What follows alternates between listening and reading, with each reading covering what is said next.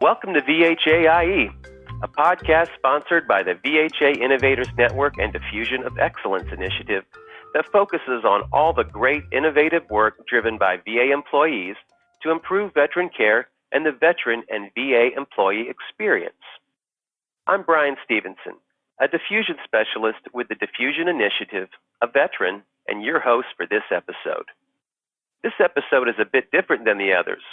On August 29th and 30th, 2018, the VHA Innovation Ecosystem held its celebratory event, the VHA Innovation Experience, where more than 70 frontline employees shared the progress and outcomes of their innovative practices. As part of this event, 13 VA employees shared more detailed accounts of how their work is cultivating change across the largest integrated healthcare system in the country at the inaugural VHA IE Talks. On this episode, we will be reflecting on one of those talks given by Dr. Alina Seckel of the William S. Middleton Memorial Veterans Hospital in Madison, Wisconsin. During this episode, we will hear Dr. Seckel's talk and also hear some insight she shared during a conversation after the event about her practice, increasing access to primary care through clinical pharmacy specialists. It is our hope that this mini episode of VHA IE will provide greater insight into the efforts our creative, dedicated VA employees are making to better the care our nation's veterans receive across the country.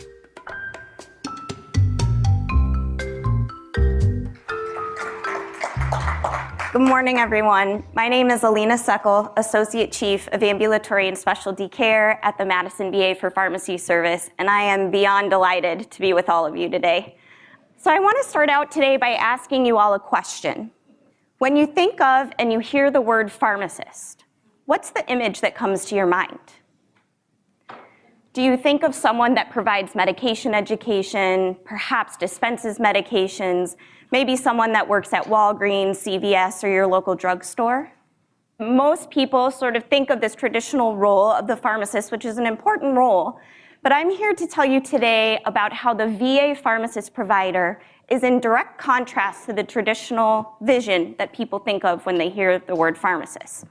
VA pharmacist providers are like this one, Dr. Anita Kashup, who's in our Madison clinics with patients. And VA pharmacist providers are advanced practice providers. They see patients in clinic. They do the same thing that physicians do once a patient has been diagnosed. They can prescribe medications, start, stop, change those, place referrals, order consults, and they manage a slew of chronic disease states, specifically in primary care. You think diabetes, blood pressure, hyperlipidemia, gout, BPH, COPD, CHF, anemia. The list goes on. And these pharmacist providers are highly trained. They go through undergraduate education, 4 years of a doctorate degree, a PharmD, and many go on to complete 1 to 2 years of additional residency training. How many of you knew that this sort of practice for VA is actually not new? VA pharmacists have been able to, all right, we got a couple, very good. VA pharmacist providers have been able to hold scopes of practice federally since 1995. And in fact, today there are over 4,000 pharmacists practicing under scopes of practice, allowing them these privileges today. What problem were you aiming to solve with increasing access to primary care through clinical pharmacy specialists?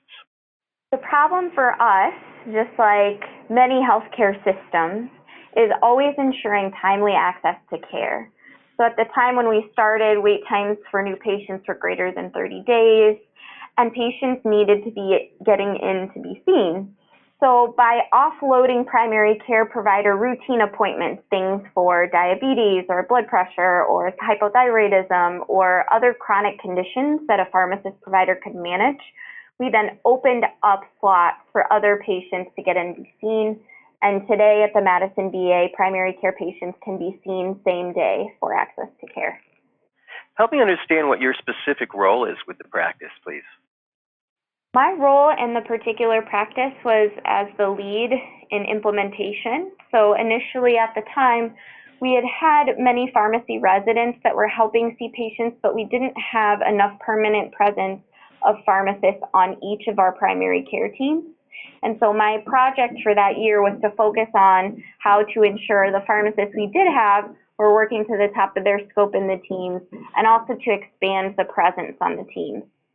So through doing a number of different interventions, including, like we talked about, offloading appointments, we also did new patient calls to help speed up the first appointments for patients, which saved 20 minutes on average for every appointment. And we also fully integrated on the teams, which improved team satisfaction and morale. So all of those pieces were parts of the team, and my role to focus with our team was to roll out those initiatives and support others in implementing them as well. A couple things to note about how the Madison project was different and how we're working to implement the model changes across VA. So pharmacist providers in Madison in 2015 recognized that we had an access issue. Wait times were greater than 30 days in primary care, and we wanted to do something about it. But there were a couple barriers at that time. We were pretty under-resourced, about 2 pharmacist providers for over 30 teams, which is not enough. And we had many of our services that were provided by residents at that time. So we wanted to make sure that we had a pharmacist embedded on every primary care team and really positioned to help open access and improve outcomes. So through a number of different modalities, we were able to implement pharmacists on teams, fully optimize their roles, which resulted in offloading 27% of primary care provider appointments, opening up over a quarter of appointments for access for other patients that needed to get in to be seen. We were also able to save 20 minutes for every new patient that came to the VA through new patient calls. Could you provide me a high-level overview of the increasing access to primary care through clinical pharmacy specialist practice, the details, maybe a basic workflow of how the practice is executed? The probably most prevalent piece is, for example, when a patient may come in to see their primary care provider and they get diagnosed with diabetes. That primary care provider may choose to start medication therapy or have some education on diabetes, and thereafter, in the old model, may bring the patient back to see themselves again in a month. In this model, instead of having the patient come back to see the PCP in a month, they see the pharmacist provider instead. And that pharmacist provider provides education for the patient, talks about diet and lifestyle, makes medication adjustments, starts, stops, changes for whatever is best for the patient and fits their needs, and then will follow the patient closely until the patient reaches their goal. So they may see the patient every 2 weeks, 3 weeks, monthly, whatever the patient's care is indicated for, which not only provides additional access for that particular patient, but also opens up time for the primary care provider to see other patients that need to be seen. So that's the main sort of workflow. Other components are these pharmacist providers will also perform population health and population management.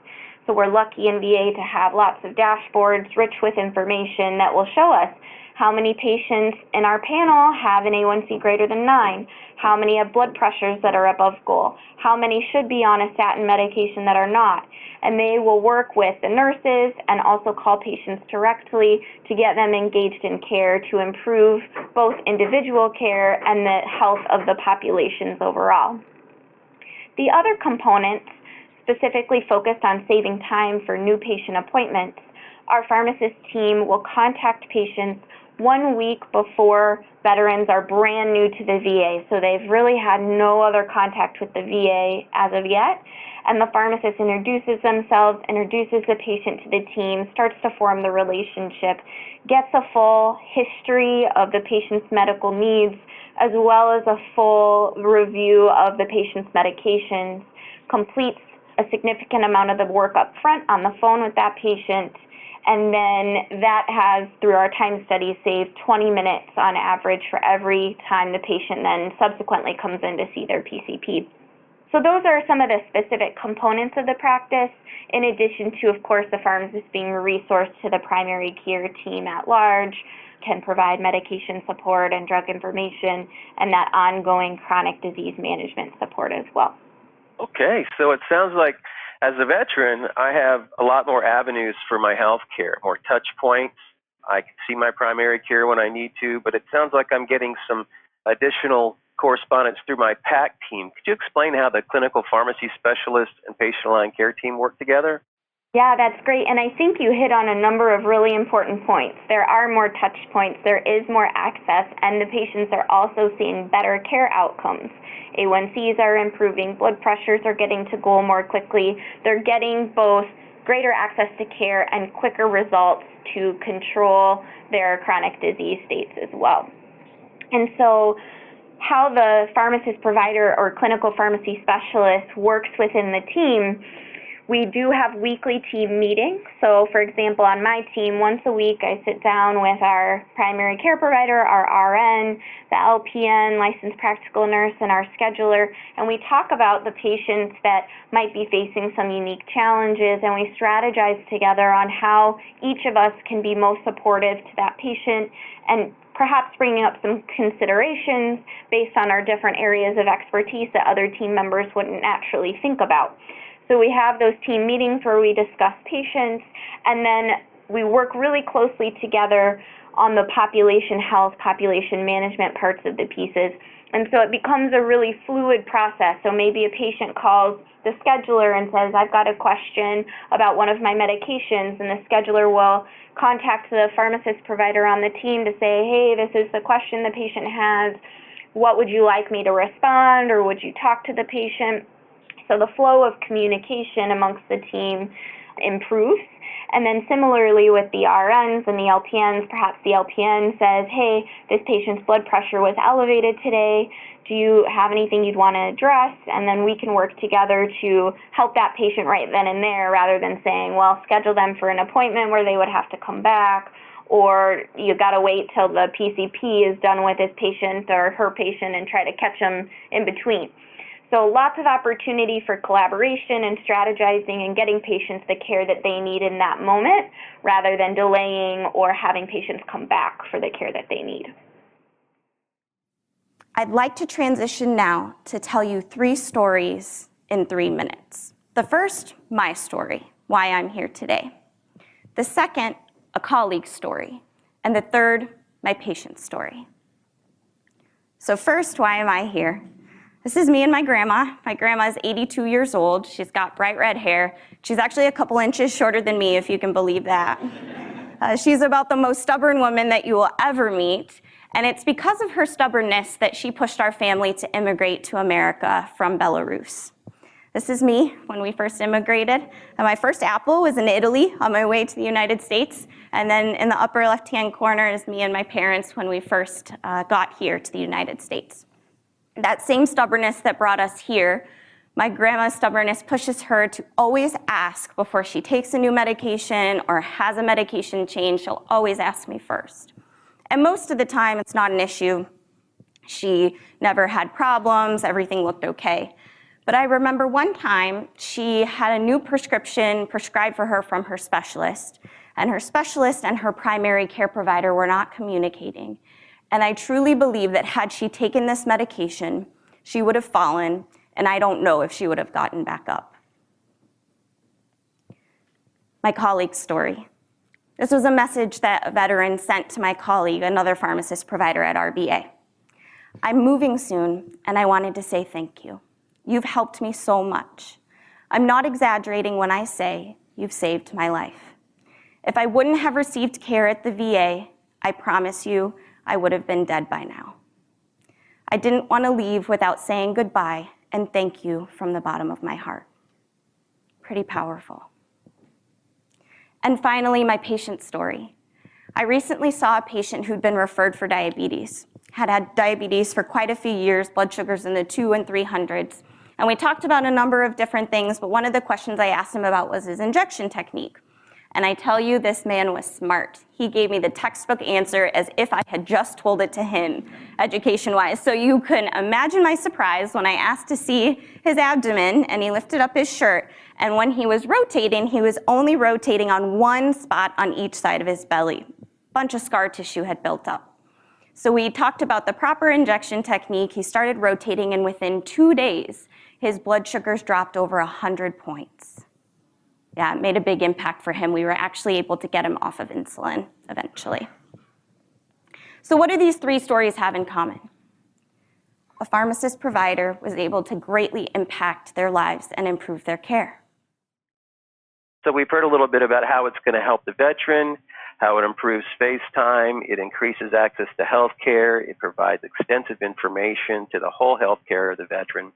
What kind of feedback are you receiving from clinical pharmacy specialists or primary care providers who've been involved with this practice? That's a good question, really trying to think about it from all angles, from all people affected. From our primary care providers, they absolutely love it. It saves them time, it helps with burnout, it's improved satisfaction scores. So they are really happy with this additional team member and the full integration. Now that doesn't always happen at the initial onset if maybe they've had pharmacists in clinic but they haven't worked in this capacity before, or maybe this relationship is new. Sometimes there's a little bit of, just like anything else, building trust and building relationships. Sure. But once that occurs, we've never heard anyone want to give their pharmacist up, and many times they hold on to them quite tightly and ask for more. So it sounds like the veteran feedback has been received well? Yes, definitely. Our veterans feel like they're getting additional attention, they're getting more touch points, they understand things more clearly, and many times they feel like the pharmacist is a patient advocate for them, where maybe that's something they hadn't necessarily had as clear of a vision of before. Though all of our team members, of course, are always advocates, I think because they have additional touch points with the pharmacist, a lot of information flows through, they can ask a lot of questions, and they feel a closer connection, which has been really exciting for us. And then thinking from the pharmacist provider perspective, people are really excited to be working in these roles. This is pharmacist providers working to the top of our licensure, our education, what we're truly capable of, and it's what we're trained to do. So what are we doing to spread this model? We've been really lucky to partner with the Clinical Pharmacy Practice Office and the Office of Rural Health to spread this from site to site. So far, we've conducted about 35 site visits with dozens more on the horizon. It's been really inspirational to meet all these teams of people who really want to redesign the model and optimize their pharmacist role and make sure we're using them to the top of their scope in order to open up access to care. A number of the key components that have been really important in optimizing the role and making these sites successful: A, ensuring that the pharmacists are not performing operational functions, not processing orders, not completing non-formulary consults. B, that anticoagulation care is conducted separate and distinct from the pharmacist's role in primary care in a centralized clinic. And C, that ancillary support is provided the same to the patients that are seeing the pharmacist provider as those that see the primary care provider, so that scheduling support is completed, LPNs and health techs are checking in patients. This allows the pharmacist to spend optimal time with the patient and open access to care. This is exciting, Alina. So we've covered quite a bit about capability, how the veteran and the provider both benefit from the practice. But every great practice must have had some barriers as it was growing into what it's become. Can you speak to any of the barriers you ran into when you first implemented this practice in Madison? In an example, what are some of the lessons you learned as you first implemented the practice at your facility? One of the biggest lessons is that it involves a cultural shift to not just embed a pharmacist on the team, because actually in VA, there have been pharmacists practicing in VA, in clinics, really since before 1995, and we've been able to prescribe since that time. It's a cultural change, though, for what are the activities that pharmacist is doing in clinic and how do they fully work within the team.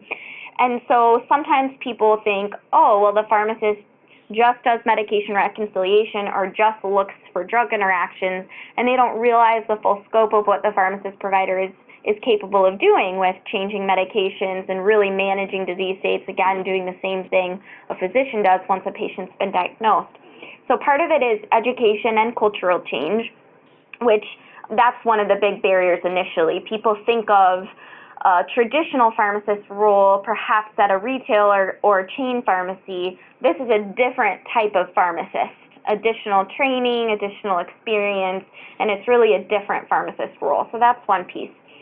I think the other part is once there's recognition and appreciation for the pharmacist's role as a true provider on the team, then we need to ensure that structurally the pharmacist is supported in the same way that any other provider would. So making sure that the pharmacist has full scheduling support, that there's full check-in and vital support, so the LPNs are performing vitals for the patients that the pharmacists are seeing. And that is a pretty big challenge, especially as we travel from site to site and implement this practice.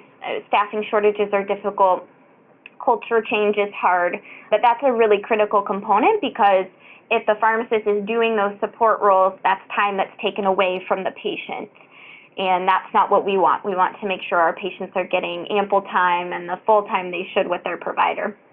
And then the third piece is just what we were talking about earlier. As you integrate on the team and work with primary care providers' patients, now they've got another provider that's making medication adjustments with their patients. And so it becomes, well, it's not just one person's patient. We are all working together as a team. The patient is who owns their health care, not any of us. And then making sure that we're all working in tandem and have trust and are focused on what's best for the patient overall. So let's think about what this could look like over the next 5 years. Imagine every veteran having same-day access to care. Imagine every veteran being on only the medications they need and their chronic conditions well controlled. And imagine every veteran feeling well and whole. We are really excited about the opportunity to spread this, and we will not stop until every veteran has access to this care. Thank you.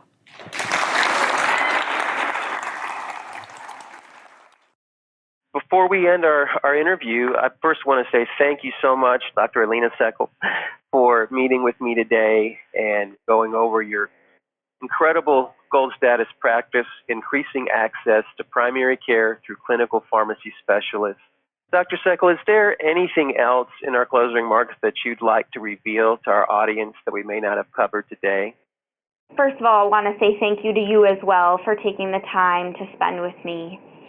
And I think I just want to make sure people know how hard and how dedicated employees of the VA are to our mission of serving our veterans, and that people work day in and day out with that purpose, not just as a professional purpose, but as a personal purpose. And I hope that that is a message that can continue to spread as well.